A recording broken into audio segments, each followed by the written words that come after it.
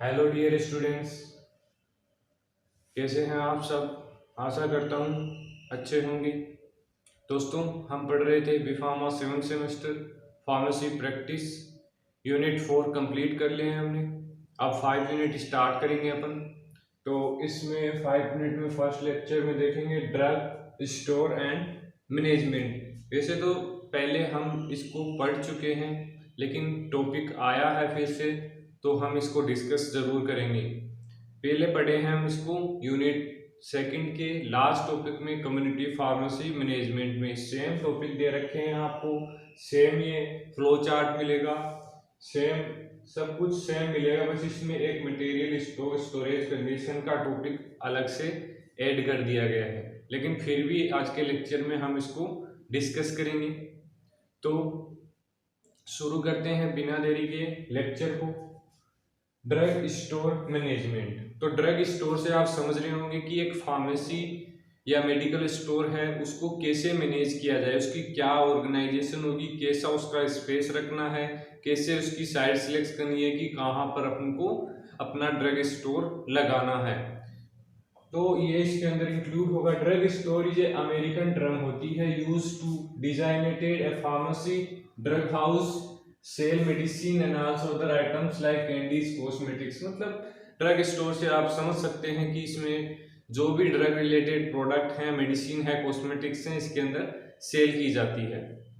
तो organisation of drug store, planning, decision making, organisation, staffing, directing, controlling and function required to be manage for organisation management. मतलब एक organisation होती है जिसमें proper planning के साथ वर्क होता है, स्टाफिंग और जो भी मतलब उसकी रिक्वायरमेंट्स होती हैं उनको फुलफिल किया जाता है। और जो एक ऑर्गेनाइजेशन होता है किसी भी सिस्टम का, तो वो एक इफिशिएंट रनिंग के लिए आवश्यक होता है बिजनेस की। क्योंकि अगर प्रॉपर ऑर्गेनाइजेशन नहीं होता है तो जो हमारा सिस्टम है, मेडिकल स्टोर हो या फार्मेसी हो, तो उसका सिस्टम प्रॉपरली वर्क नहीं कर पाता है। तो इसके कारण हमको ऑर्गेनाइजेशन को बनाना पड़ता है। तो अब सेकंड है इंफ्रास्ट्रक्चर ऑफ ड्रग स्टोर, कि जो ड्रग स्टोर लोग बना रहे हैं या फिर, तो उसमें क्या क्या साइट सिलेक्शन होंगी, क्या स्पेस लेआउट होगा, क्या डिजाइन होगा ड्रग हाउस का। तो फर्स्ट देख लेते हैं साइट सिलेक्शन फॉर स्टोर की, हमें कहाँ ड्रग स्टोर लोकेट करना है, कहाँ पर ये फार्मासिस्ट सेलेक्ट करेगा। तो इसका एक फ्लो चार्ट दे रखा है साइट सिलेक्शन का। लोकेशन, जियोग्राफिक और फंक्शनल। जियोग्राफिक में देखिए रूरल, मतलब कोई स्मॉल टाउन है वहां पर लोकेट कर सकते हैं, या फिर अर्बन। अर्बन में जैसे बिग सिटी और बिग टाउन हो गए, जहां पर नियर टू ट्रांसपोर्ट फैसिलिटी और नियर टू मार्केट और थिकली पॉपुलेटेड एरिया। ये जियोग्राफिक लोकेशंस होगी। सेकंड है फंक्शनल, ससिपिएंट, इंटरसेप्टिव और जनरेटिव। ससिपिएंट में है जैसे होटल्स हो गए, एयरपोर्ट्स हो गए, हॉस्पिटल्स हो गए और रिसोर्ट्स एरिया में लोकेशन होगी इसकी। इंटरसेप्टिव जैसे लार्ज ऑफिस बिल्डिंग हो गई और कंटिन्यूएंट प्लेस हो गए। और जनरेटिव में आ गया जैसे मार्केट प्लेस हो गया और डिस्पेंसरीज के पास लोकेशन इसकी होगी। तो ये साइट सिलेक्शन हो गया है, फार्मासिस्ट सेलेक्ट करेगा कि हाँ हमें कहाँ पर ड्रग स्टोर लोकेट करना है। उसके बाद उसमें स्पेस लेआउट, जो फार्मेसी या ड्रग स्टोर बनाएंगे उसके अंदर कैसा स्पेस होना चाहिए कस्टमर सेटिस्फेक्शन के लिए। और एक चीज और, जो साइट सिलेक्शन है वो मेनली किसके द्वारा अफेक्ट की जाती है, जैसे फिजिशियन हो गया एक, अगर आसपास कोई फिजिशियन है तो वो उसके साइट सिलेक्शन को अफेक्ट करेगा। और हॉस्पिटल है वो भी अफेक्ट करेगा, क्योंकि आजकल हॉस्पिटल्स अपने खुद के फार्मेसी स्टोर रखते हैं, ड्रग स्टोर रखते हैं, इससे जो कस्टमर है वो आपके मेडिकल स्टोर पे नहीं आएंगे। उसके बाद ड्रग स्टोर है, अगर आपके बराबर में कोई ड्रग स्टोर है तो वो भी आपसे कंपीट करेगा। उसके बाद फ्लो ट्रैफिक, अगर ट्रैफिक का फ्लो नहीं हो रहा है प्रॉपर आपके एरिया में तो भी ये अफेक्ट करेगा। और कस्टमर्स कि आपके यहाँ पर कितने कस्टमर्स आ रहे हैं उस पर भी डिपेंड होगा आपका बिजनेस। स्पेस में क्या होगा, space layout play very significant role in running drug store successfully.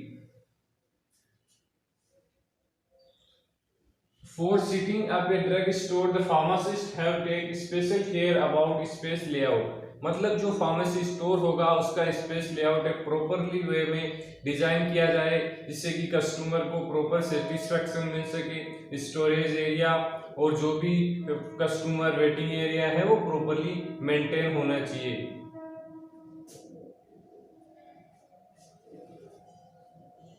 Third है डिजाइन ऑफ ड्रग स्टोर। दोस्तों फिर से बोल रहा हूं मैं कि ये है टॉपिक हम पढ़ चुके हैं, तो इसको आप अगर जो फ्लो चार्ट है डिजाइन ऑफ ड्रग स्टोर आप यूनिट सेकंड के लास्ट टॉपिक में देख सकते हैं, कम्युनिटी फार्मेसी मैनेजमेंट में आप प्लेलिस्ट में जाके देख लेना। यूनिट सेकंड में लास्ट टॉपिक में आपको ये मिल जाएगा। सेकंड टॉपिक हमारा type of material stock and storage conditions. दोस्तों फार्मेसी हो या इंडस्ट्री हो या हॉस्पिटल हो, उसमें जो ड्रग्स होती हैं उनका स्टोरेज करना बहुत ही आवश्यक होता है, क्योंकि different drugs different storage condition पे स्टोरेज की जाती हैं। तो अगर उनको प्रॉपरली स्टोर नहीं किया जाए तो वो डिग्रेडेट्स हो सकती हैं, कंटामिनेशन हो सकता है उनके अंदर। तो इनके लिए स्टोरेज करना बहुत ही आवश्यक होता है। It is important to follow the storage instructions from product manufacture. जो प्रोडक्ट मैन्युफैक्चर इंस्ट्रक्शन प्रोवाइड करवाएगा related to the product storage वो प्रॉपरली फॉलो होनी चाहिए, depending on which kind of material की मटेरियल क्या काइंड क्या है, मतलब कितने कौन से टाइप का मटेरियल है, ड्रग है, कैप्सूल है, वैक्सीन है या फिर कोई कॉस्मेटिक्स है। Indian Pharmacopoeia define drug storage condition for some official preparation which can deteriorate if no properly storage। तो स्टोरेज में देखिए फर्स्ट है स्टोर फ्रोजन, मतलब कुछ ऐसी ड्रग्स आती हैं वैक्सीन और भी जो ट्रांसपोर्ट के लिए उनको कोल्ड चेन की रिक्वायरमेंट होती है। जैसे अपनी जो कोरोना के लिए वैक्सीन है तो उनके लिए भी कोल्ड चेन बनानी पड़ती है, क्योंकि उनको कोल्ड चेन मतलब फ्रीजर में ही रखा जाता है, -20 डिग्री टेम्परेचर की इनको रिक्वायरमेंट होती है। तो ये स्टोर फ्रोजन हो गया। कीप कोल्ड में जैसे हमारा जो नॉर्मल रेफ्रिजरेटर हो गया, जैसे उसमें 2 से 8 डिग्री का टेम्परेचर होता है, यहाँ पर स्टोर कर सकते हैं। इसीलिए एक फार्मेसी में एक रेफ्रिजरेटर रखना ही आवश्यक होता है, क्योंकि कुछ वैक्सीन वगैरह ड्रग्स वगैरह उसमें कोल्ड स्टोरेज में रखनी पड़ती है। Storage at ambient temperature. Ambient temperature जो नॉर्मल रूम टेम्परेचर हो गया हमारा, उसके अंदर ड्रग को स्टोर कर सकते हैं, उससे ज़्यादा टेम्परेचर नहीं होना चाहिए। Protect from moisture. कुछ ड्रग ऐसी आती हैं जो उनको मॉइस्चर से प्रोटेक्शन की रिक्वायरमेंट होती है, तो उसके अंदर मॉइस्चर जो ह्यूमिडिटी होगी वो 60% से कम नहीं होनी चाहिए, लेस देन 60% होनी चाहिए। और लास्ट है प्रोटेक्ट फ्रॉम लाइट, मतलब कुछ ऐसे प्रोडक्ट्स आते हैं उनको लाइट से रिएक्शन कर सकते हैं, तो उनको लाइट से प्रोटेक्ट करने के लिए कुछ प्लास्टिक बॉक्स हो गए, कंटेनर्स हो गए, कप बोर्ड्स हो गए जो लाइट रेसिस्टेंट होते हैं, जिससे अंबर कलर ग्लास हो गया, तो उसमें इनको स्टोर करेंगे जिससे लाइट से प्रोटेक्ट हो सकेंगे। तो ये कुछ स्टोरेज कंडीशंस से आशा करता हूँ आपको समझ में आ गए होंगे। तो मिलते हैं नेक्स्ट वीडियो में दोस्तों। नेक्स्ट वीडियो में टॉपिक देखेंगे अपन परचेज कंट्रोल ऑर्डर। जो भी परचेज से रिलेटेड ऑर्डर है, कंट्रोल है, वो नेक्स्ट वीडियो में देखेंगे। तो बने रहिए हमारे साथ। अच्छा लगता है आपके साथ आपको स्टडी करवा के, तो सपोर्ट कीजिए। धन्यवाद दोस्तों।